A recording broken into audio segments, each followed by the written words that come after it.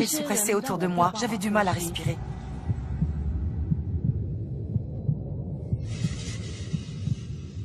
J'ai soulevé ma casquette. Les inconnus avaient disparu. J'adore ce genre d'histoire, les histoires de fantômes. Beaucoup de gens ont été torturés, beaucoup sont morts. Oui. On a entendu une voix. Les histoires sur des endroits soi-disant interdits, déconseillés. Je ne suis pas un chasseur de fantômes. Les peurs, les superstitions cachent toujours une autre histoire. Une histoire vraie.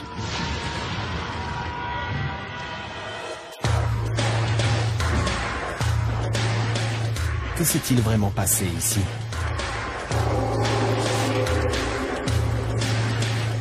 Si vous le saviez, entreriez-vous quand même?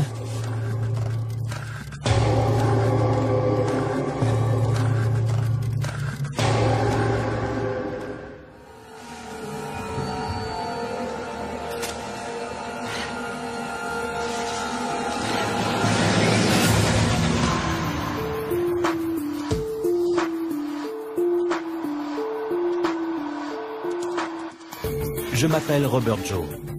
Je suis blogueur et explorateur urbain. Je ne suis pas venu ici pour chasser les fantômes.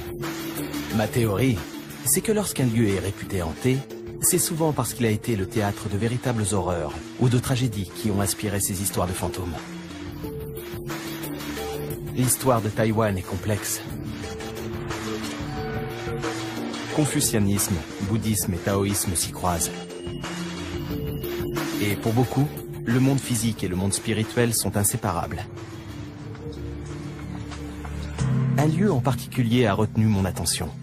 L'île Verte, au large de la côte sud-est de Taïwan. Sur cette île touristique, circule une légende qui est loin de faire rêver. Celle d'une grotte abritant un trésor enfoui, dans laquelle des explorateurs ont eu une surprise de taille. Je suis la directrice générale de l'hôtel Tongchang. Je m'appelle He Sheyu. Je suis née le 22 janvier 1958.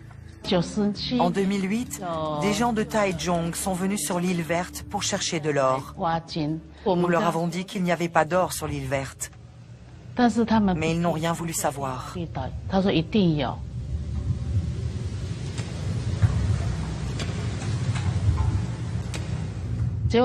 Au bout de 3 jours d'exploration,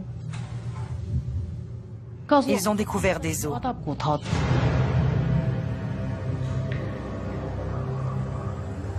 Ça m'a inquiétée, alors j'ai décidé de me joindre à eux. Ils étaient accompagnés d'une religieuse de Taichung.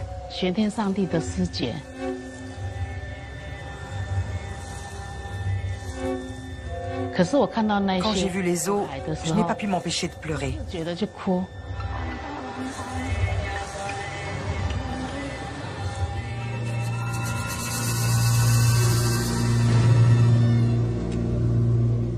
Tous les soirs, nous aidions les chercheurs d'or à transporter les os.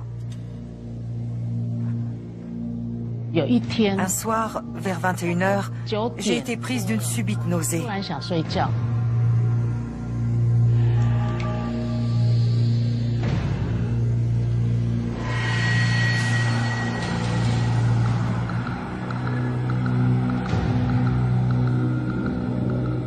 Tout à coup, j'ai vu la grotte se remplir d'inconnus.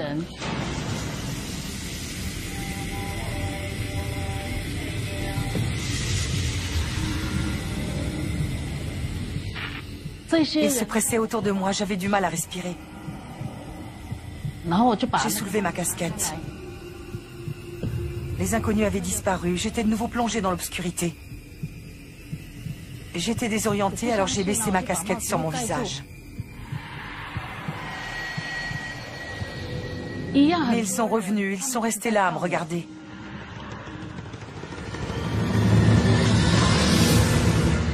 De toutes les histoires de fantômes que j'ai entendues ici, c'est la plus étrange. On a la directrice d'un hôtel de l'île verte qui s'associe à des chasseurs de trésors, qui cherchent des pièces d'or enfouies dans une grotte, et qui, au lieu de cela, trouvent des squelettes. Pendant qu'il déterre ces os, la propriétaire de l'hôtel est confrontée à un phénomène paranormal.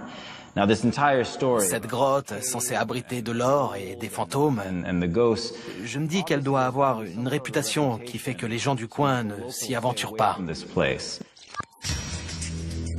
Cette histoire avait tout pour faire une bonne enquête. Y avait-il un lien entre l'histoire de Madame E et un événement qui aurait pu se produire au cours de l'histoire de l'île verte?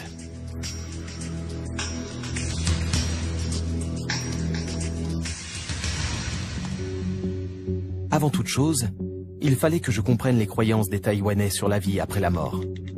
Comment la religion et les traditions influaient-elles sur leurs histoires de fantômes très particulières?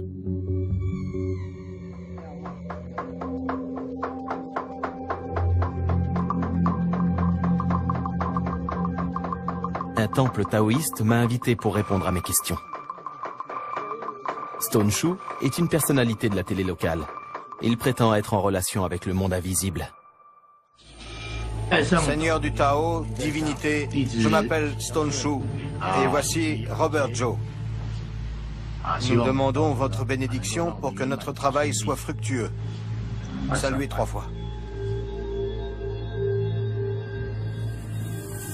Le temple taoïste fait partie du mode de vie taïwanais.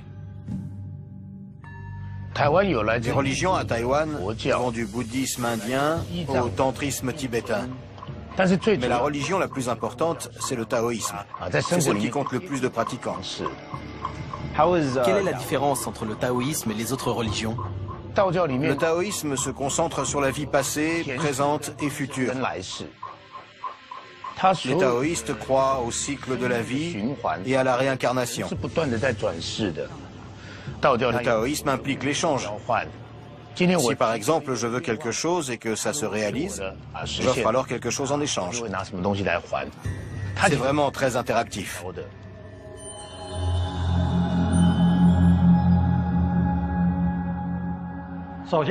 Bienvenue à tous.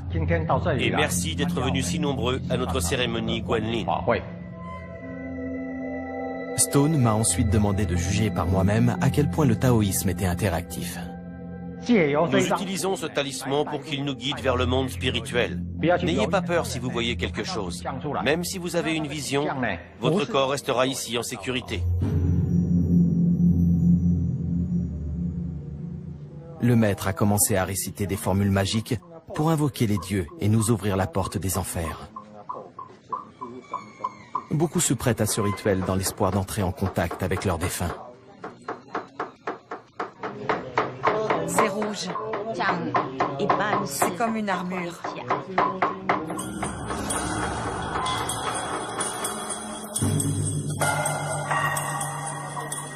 Quelle que soit la vision que j'étais censé avoir, je ne l'ai pas eue.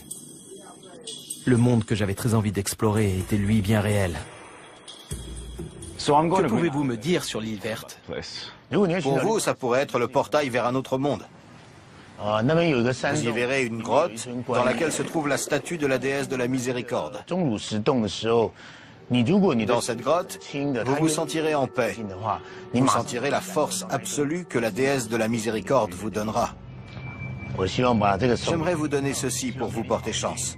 C'est un talisman en bois qui vous portera bonheur. J'espère que les fantômes se manifesteront pour vous.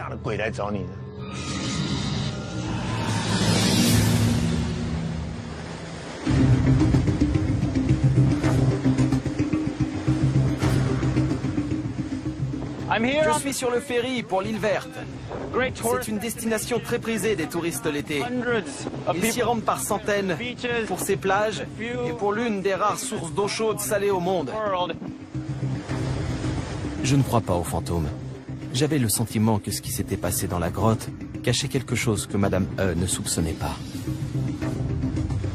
J'approchais de l'île où se trouvait la grotte, dont on disait qu'elle renfermait un trésor. La grotte où Madame E avait vu des revenants.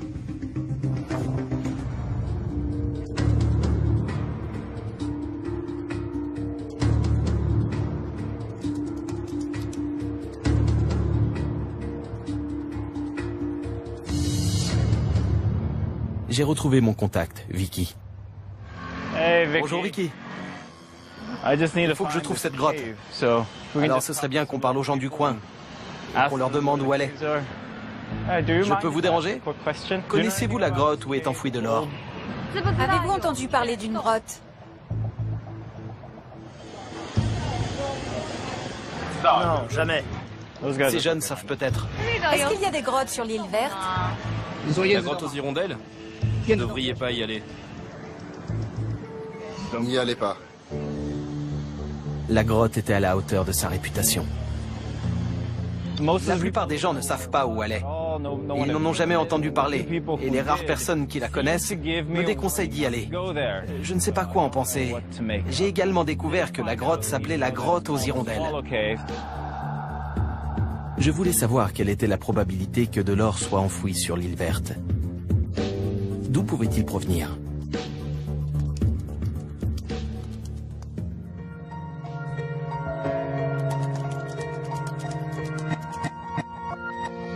Je me suis adressé à Jérôme Keating, un professeur spécialiste de l'histoire de la région.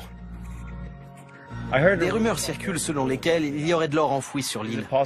Est-ce possible? Il y a toujours eu des pirates dans la région. Aux Philippines, on dit que les Japonais ont enterré beaucoup d'or quelque part.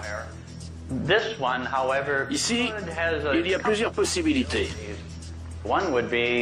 Cet or pourrait venir d'un galion espagnol, ou encore de pirates, ou encore des Européens, en particulier des Hollandais, qui cherchaient également de l'or à Taïwan.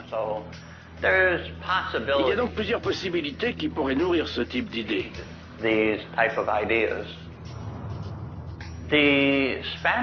Espagnols avaient une route commerciale, la route entre Manille et Acapulco, qui a commencé vers 1575 et qui a duré jusqu'au début du 19e siècle. Il y avait donc des galions espagnols qui venaient régulièrement en Asie. Naturellement, avec les ouragans et les typhons, on comprend aisément que des bateaux aient pu dévier de leur course et s'échouer sur l'île verte.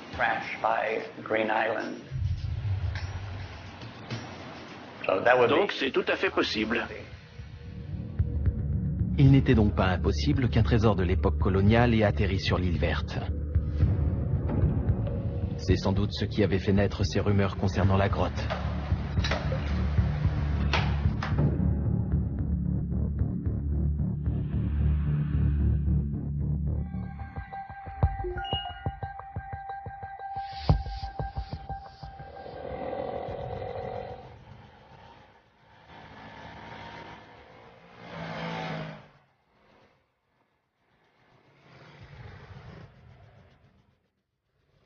Vicky avait localisé le mari de Madame E.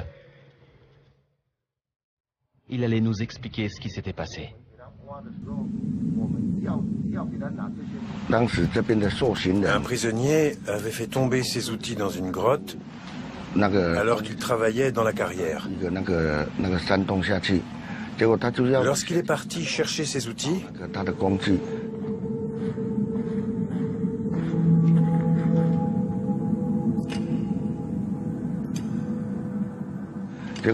il a trouvé une grotte et de mystérieuses briques.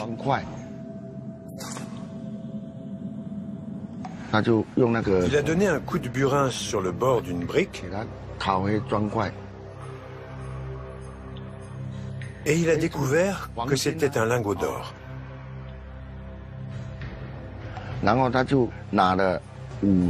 Il a caché les 57 lingots pour revenir les chercher une fois sorti de prison.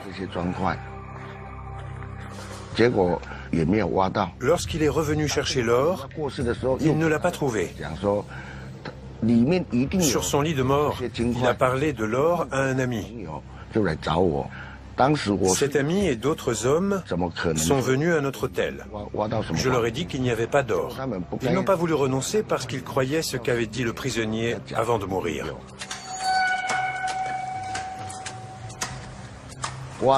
Après avoir creusé 3 ou 4 jours, ils ont trouvé une plateforme. C'est là qu'ils ont découvert les squelettes. Si on trouve des ossements, on doit les rassembler et les enterrer. Alors je les ai aidés à chercher d'autres os pour les enterrer comme il faut. Vous avez trouvé l'or? Non, pas du tout. Monsieur E avait l'air certain qu'il n'y avait pas d'or dans la grotte. Il nous a dit que c'était un prisonnier qui avait été la première personne à y trouver de l'or.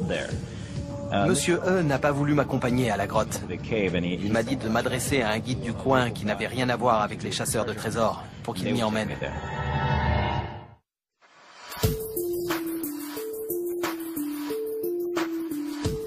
Je suis venu sur l'île verte au large de la côte sud-est de Taïwan parce qu'il circule des rumeurs sur une grotte hantée. En enquêtant, j'ai découvert que des chasseurs de trésors y étaient allés dans l'espoir de trouver de l'or, mais qu'ils n'avaient pas eu cette chance. Au lieu de cela, ils avaient déterré des squelettes humains. Que s'était-il réellement passé dans cette grotte? Et pourquoi certains habitants de la région refusaient d'y entrer? Maintenant que j'avais localisé la grotte, il ne me restait plus qu'à trouver quelqu'un qui veuille bien m'y emmener.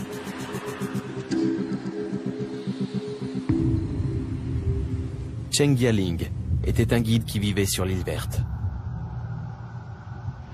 Pourquoi ce nom? Il y fait frais et sombre et il y a des hirondelles. Alors les gens de l'île l'appellent la grotte aux hirondelles. C'est une grotte marine. Mais il y a une plateforme à l'intérieur qui a été fabriquée par les prisonniers politiques détenus sur l'île verte dans les années 50. Leur prison était près de la grotte, alors ils ont construit une plateforme à l'intérieur. Yaling parlait de prisonniers. Il y avait un prisonnier. Et Monsieur E m'avait raconté que c'était un prisonnier qui avait découvert l'or pour la première fois. Comment ça, des prisonniers? Dans les années 50, le gouvernement taïwanais avait instauré la loi martiale. Des intellectuels avaient été arrêtés et amenés sur l'île verte pour y être corrigés. La suite m'a fait l'effet d'une bombe. Il fait très chaud sur l'île verte. Alors, lorsqu'un prisonnier mourait, son corps était déposé sur la plateforme. La grotte servait de morgue temporaire.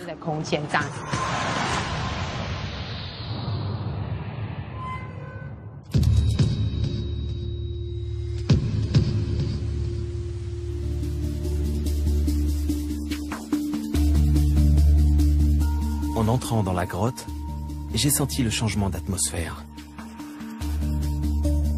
À l'intérieur, l'air était lourd et un peu plus frais. L'histoire devenait encore plus étrange. Il était clair qu'on pouvait entasser beaucoup de cadavres dans cette grotte si on le voulait. Certains de ces prisonniers politiques avaient-ils été enterrés ici? Cela pourrait expliquer les os que les chasseurs de trésors avaient trouvés. C'était plausible.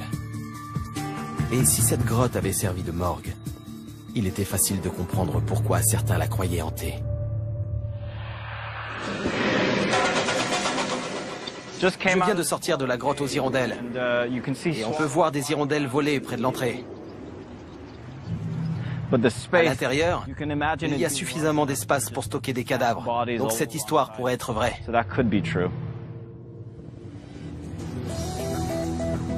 En revanche, les rumeurs selon lesquelles un trésor avait été enfoui ici étaient très certainement fausses. Je sentais que je me rapprochais de la vérité. Les cadavres de cette grotte pouvaient être une piste qui me permettrait de découvrir ce qui s'était passé ici. Je savais que la réputation terrifiante de la grotte avait une autre origine. Et j'ai enfin découvert quelque chose de plausible. Pourquoi ces cadavres étaient-ils entreposés là? Et ces prisonniers politiques, quel crime avaient-ils commis? C'est de ce côté-là qu'il faut maintenant que j'enquête. Yaling m'a appris que les trésors que je cherchais se trouvaient juste au-dessus de la grotte. Ici, c'était le cimetière des prisonniers politiques. Les premiers prisonniers qui étaient détenus ici dans les années 50 étaient divisés en 12 unités. On dit que c'est la 13e unité parce que les esprits des prisonniers politiques des 12 unités qui sont morts ici rôdent encore. Où est la prison où ils étaient? Ils étaient tous dans une des 5 prisons de l'île verte. Lorsqu'ils mouraient, ils étaient enterrés ici. 5 prisons, c'est beaucoup. Il y a des prisons ici depuis la colonisation japonaise. Plus j'écoutais Yaling, plus je trouvais que l'île verte d'autrefois ressemblait à Alcatraz. L'île a connu une longue histoire pénitentiaire, dont une période pendant laquelle certains prisonniers étaient détenus pour leurs idées politiques.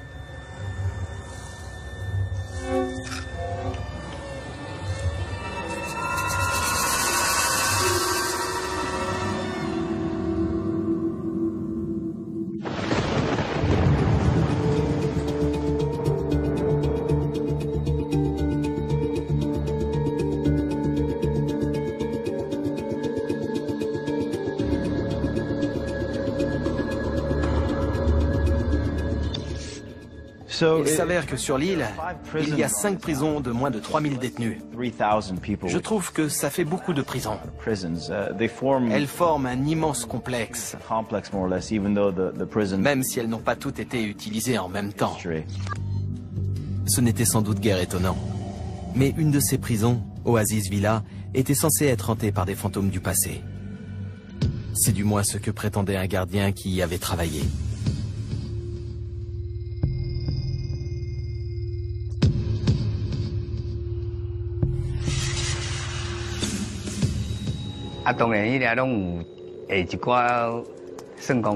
Oasis Villa a été le théâtre de plusieurs morts mystérieuses.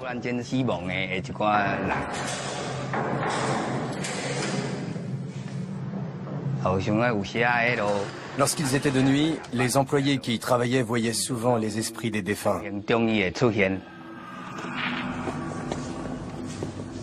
Ça pouvait faire très peur parfois. Je faisais une ronde au premier étage. Il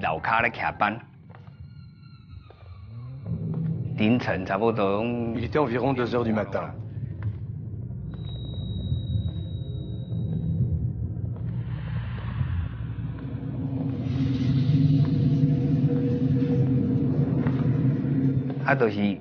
J'ai vu la silhouette d'un homme dans le couloir. Il portait un uniforme blanc avec des rayures bleues. Il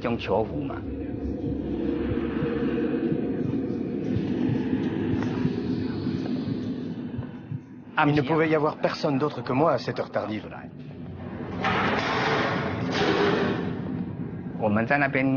L'uniforme que portaient les prisonniers à cette époque-là n'était pas rayé. Cette silhouette était forcément celle d'un prisonnier venu du passé. Cette mystérieuse silhouette a continué à marcher dans le couloir.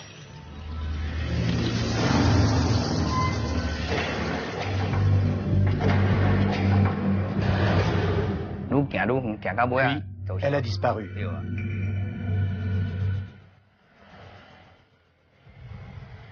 Pour Monsieur Lee, le prisonnier fantôme portait un uniforme d'une autre époque. Celle des prisonniers politiques. On les envoyait ici pour leur faire subir un lavage de cerveau. Mais pourquoi ?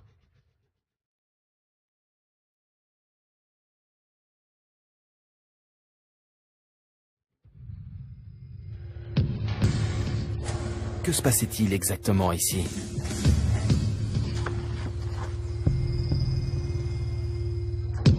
L'établissement s'appelait Oasis Villa, mais ce n'était ni l'un ni l'autre.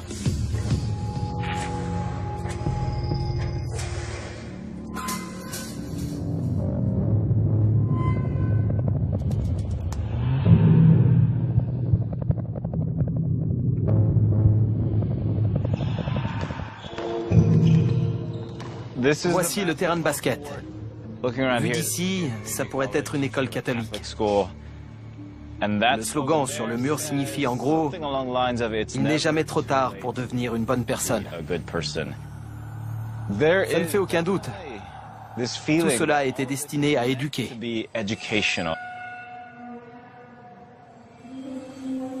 C'est un lieu angoissant à cause de ce qui est censé s'y être passé. Mais il n'y a aucune trace. On dirait juste une école abandonnée.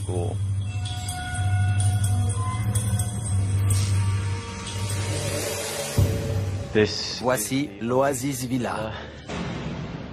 Voici le poste de contrôle des gardiens. On voit qu'il est de forme hexagonale. C'est assez beau en fait. Ça, c'est le premier étage où étaient enfermés les cas particuliers. Et c'est ici que le gardien dit avoir vu un revenant. Allons voir.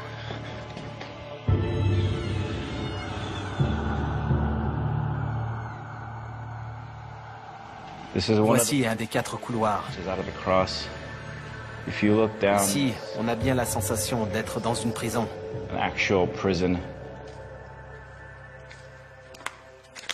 Vous trouverez sans doute que ça ressemble à un dortoir. Mais il y a quelque chose, en plus des lits superposés et de l'étrange lavabo au fond, qui va vous permettre de voir que ce n'est pas un logement pour étudiants. En général, les dortoirs ont une serrure à l'intérieur, pas à l'extérieur.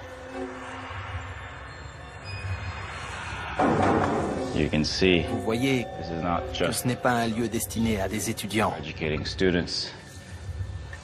mais bien un centre de correction.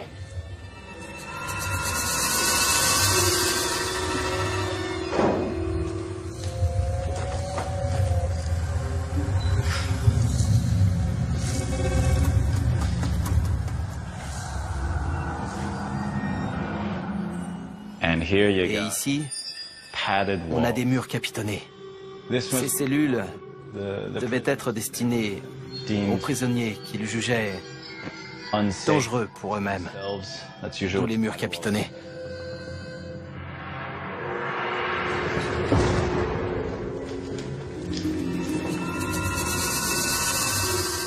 Rééducation. Voilà un mot aux connotations politiques qui est utilisé lorsqu'un gouvernement cherche à contrôler ses citoyens. Je n'arrêtais pas de voir la phrase « la terreur blanche ». De quoi s'agissait-il? Quel était le lien avec les prisonniers politiques?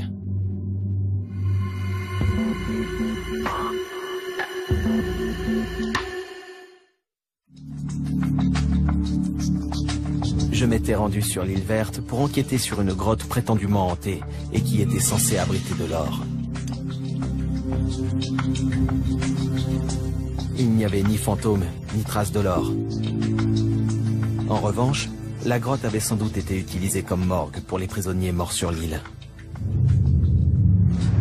L'île comportait un complexe pénitentiaire. Dans certaines de ces prisons, on avait enfermé des gens pour leurs idées.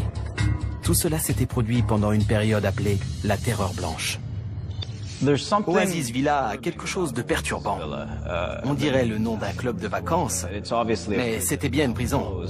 Les portes se ferment de l'extérieur. Les gens qui étaient enfermés devaient renoncer à leurs idées et en adopter d'autres, validées par le gouvernement.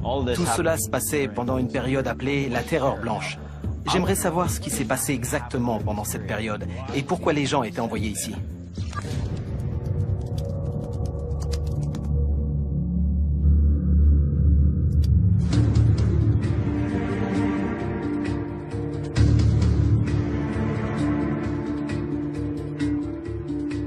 La Terreur Blanche semble avoir ses origines dans la guerre civile chinoise.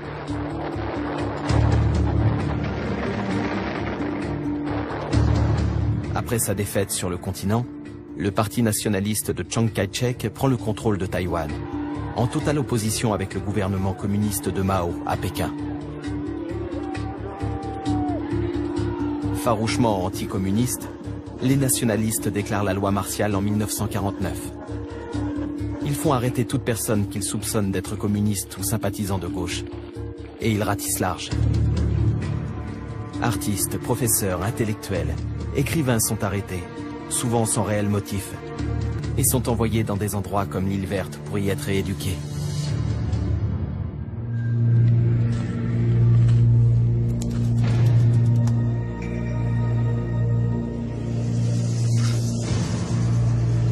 Je suis retourné au complexe pénitentiaire de l'île Verte pour faire un tour dans le centre de correction Nouvelle Vie. C'est la première prison à avoir abrité les personnes soupçonnées de communisme ou autre élément subversif. Désormais, c'est un musée à la mémoire de ceux qui avaient vécu la terreur blanche. Je suis à l'intérieur du centre de correction. Je suis devant le mur des visages de ceux qui ont séjourné ici. Je commence à prendre la mesure de ce que ces personnes ont enduré ici.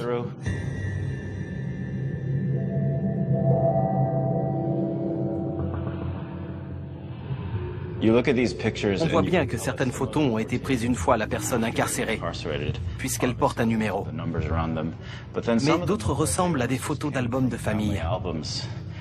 Ensuite, lorsqu'on regarde de plus près, on voit le genre de mauvais traitement que ces personnes subissaient ici.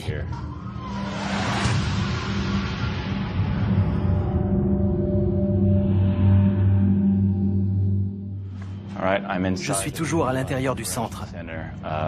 Ici, on a une reconstitution historique. C'est un musée. Mais il y a ici quelque chose qu'il faut absolument que je vous montre.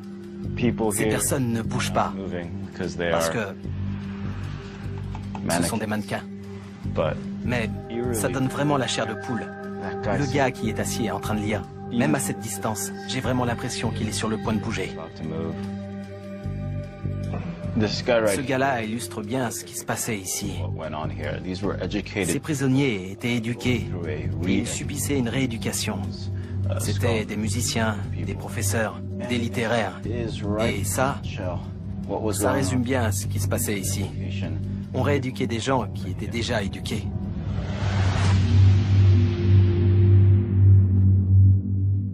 La plupart de ces prisonniers n'étaient même pas communistes. Je voulais en retrouver un et l'interviewer. Kwon Cheng-Chu a été détenu dans le centre de correction Nouvelle Vie dans les années 60. Monsieur Kuo, dans quelles circonstances avez-vous été arrêté? Ils disaient qu'ils arrêtaient les espions communistes. Monsieur Kuo a 28 ans lorsqu'il est arrêté. Il travaille dans une épicerie avec un ami. Des années plus tard, il écrira un mémoire sur ses années de prison. Que faisiez-vous lorsqu'ils sont arrivés? Ils sont arrivés à midi et ensuite, ils ont dit qu'ils devaient vérifier certaines choses. Ils ont regardé ma carte d'identité et m'ont dit que quelque chose n'allait pas. Il fallait que je les suive. Et c'est comme ça que je me suis retrouvé au commissariat de police et que j'ai subi un interrogatoire. Ils m'ont donné un document parce qu'ils voulaient que je le signe en guise d'aveu. J'ai refusé. Alors j'ai beaucoup souffert.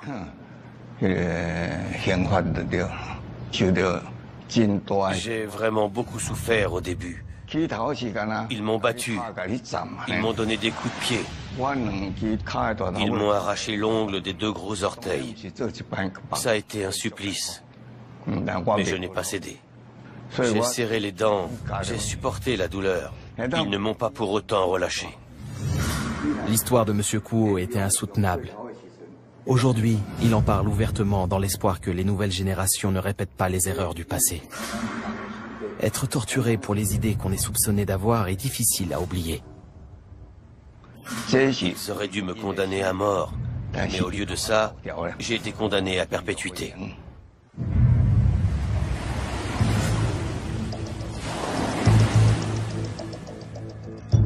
Monsieur Kuo allait passer 22 ans en prison, sans aucun espoir d'être libéré au moment de son incarcération. Ils étaient des milliers de prisonniers comme lui pendant la Terreur blanche, et son histoire n'était que le sommet de l'iceberg.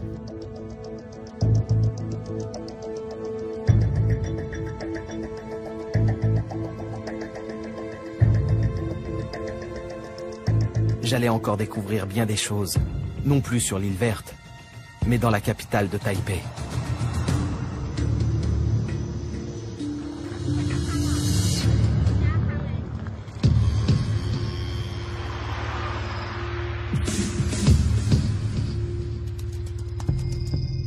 Il ne m'a pas fallu longtemps pour trouver des traces de la terreur blanche à Taipei. Monsieur Kuo m'avait conseillé d'aller dans le tristement célèbre centre de détention Jingmei pour en apprendre davantage.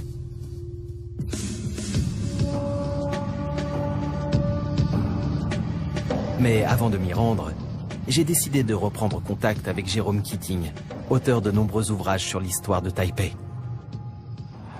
Qu'arrivait-il à ceux qui étaient arrêtés pendant la Terreur blanche? La Terreur blanche est sans doute l'une des pires époques de l'histoire de Taïwan. Et elle a duré de 1947 à 1987. Pendant cette période, plus de 140 000 personnes ont été emprisonnées, beaucoup sans raison. Pourquoi on en parle si peu? En premier lieu, parce qu'il est difficile d'accéder aux archives et de savoir où chercher des informations. Il m'a ensuite parlé de Jingmei. Jingmei était surtout destiné aux prisonniers politiques. Ils y étaient détenus en attendant leur procès. Donc ils séjournaient ici, ensuite avait lieu le procès. C'était un tribunal militaire, et donc très souvent les prisonniers n'avaient même pas d'avocat. Dans le pire des cas, ils étaient condamnés et exécutés. Et sinon, le plus souvent, ils étaient envoyés sur l'île verte. Les informations accessibles, où est-ce que je peux les trouver? Jingmei me semble être un bon point de départ, parce que dans les archives figurent les noms des prisonniers, la durée de leur détention, le lieu où ils sont allés après leur libération.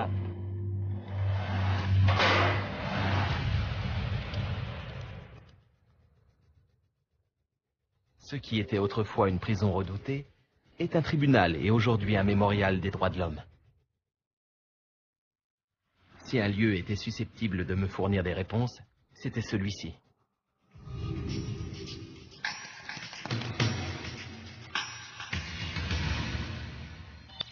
Voici Jingmei. C'est un des endroits par lesquels passaient les prisonniers qui devaient être envoyés sur l'île verte. Je pense que je vais trouver des informations ici.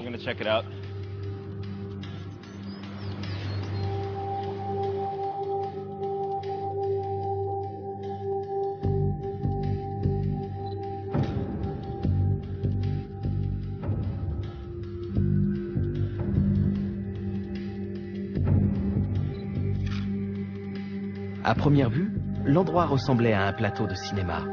Des téléphones derrière les barreaux pour que les prisonniers puissent parler à leurs proches. Et puis, de vieux enregistreurs à bande que les autorités utilisaient pour écouter leurs conversations. Au fil de l'exposition, je commençais à entrevoir le secret et la paranoïa qui enveloppait la terreur blanche, comme un épais brouillard, comme un fantôme. Il n'était pas étonnant qu'on ait su si peu de choses pendant si longtemps. Il fallait que je parle à un ancien prisonnier de Jingmei pour pouvoir enfin assembler toutes les pièces de ce puzzle.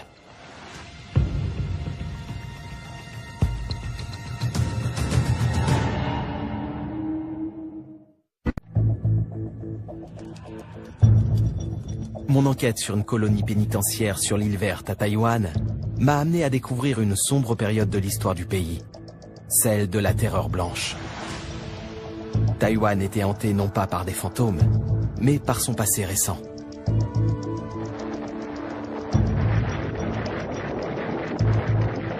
Le pays a connu 4 décennies de lois martiales et une campagne pour éradiquer le communisme durant lequel plus de 100 000 personnes ont été emprisonnées. Beaucoup n'étaient pourtant pas coupables des crimes qui leur étaient reprochés. C'est dans des centres comme celui de Jingmei que ceux qui étaient accusés de subversion étaient jugés. La plupart étaient ensuite envoyés en prison, et certains étaient exécutés.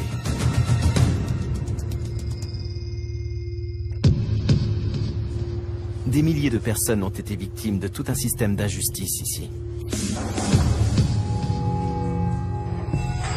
Des aveux obtenus sous la torture, des procès pour l'exemple, dont l'issue était connue d'avance, des prisonniers désespérés poussés au suicide. Leur désespoir semblait encore palpable.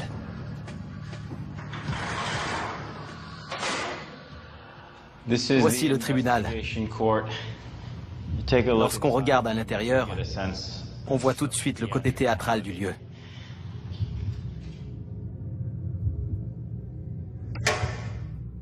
C'est ici que les accusés devaient être assis. Lorsqu'ils étaient ici, voilà ce qu'ils voyaient. 3 juges en train de les regarder. C'était clairement destiné à les intimider. Ils n'y pouvaient pas grand-chose, j'imagine. Toutefois, certains prisonniers ont réussi à agir.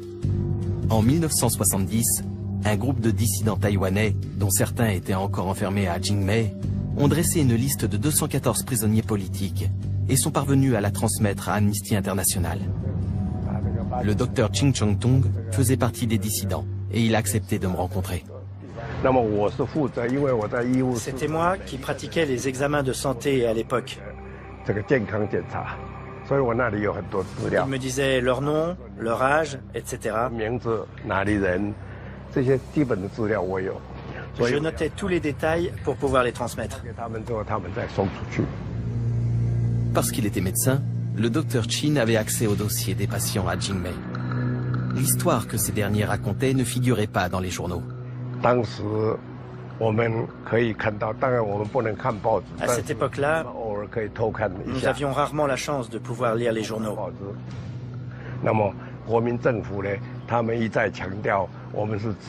Le gouvernement affirmait que nous étions dans une Chine libre et qu'il n'y avait pas de prisonniers politiques. Mais en réalité, nous étions tous des prisonniers politiques. Il y avait des milliers de prisonniers ici, y compris sur l'île verte et dans la prison de Taiyuan. Nous n'avions pas le droit d'en parler, sous peine d'avoir des problèmes. Les risques qu'il prenait pouvaient lui coûter très cher. Mais le prix du silence était également très élevé. Parfois, sur l'île verte, les prisonniers tenaient tête aux officiers et ils étaient punis. Certains ont même été exécutés. Ils ont été fusillés. Alors nous avons décidé d'alerter le reste du monde. Et en particulier Amnesty International, dont le siège est au Royaume-Uni. Mais il fallait faire preuve d'une grande prudence. Si les autorités avaient trouvé la liste avant sa diffusion, le docteur Chin aurait pu être exécuté. Toutefois, c'est grâce à des actions comme la sienne que le voile qui entourait la terreur blanche a fini par être levé. Très franchement, je suis un peu partagé sur cet endroit. On imagine très bien la terreur que devaient ressentir ces prisonniers qui attendaient de connaître leur sort. Un sort qui reposait sur des décisions totalement arbitraires. Ils pouvaient vivre ou mourir selon qui prenait la décision. Les reconstitutions qui ont été faites dans l'idée de montrer ce qui se passait ici semblent assez authentiques. On voit le sol de la prison, sa vétusté et son état de délabrement.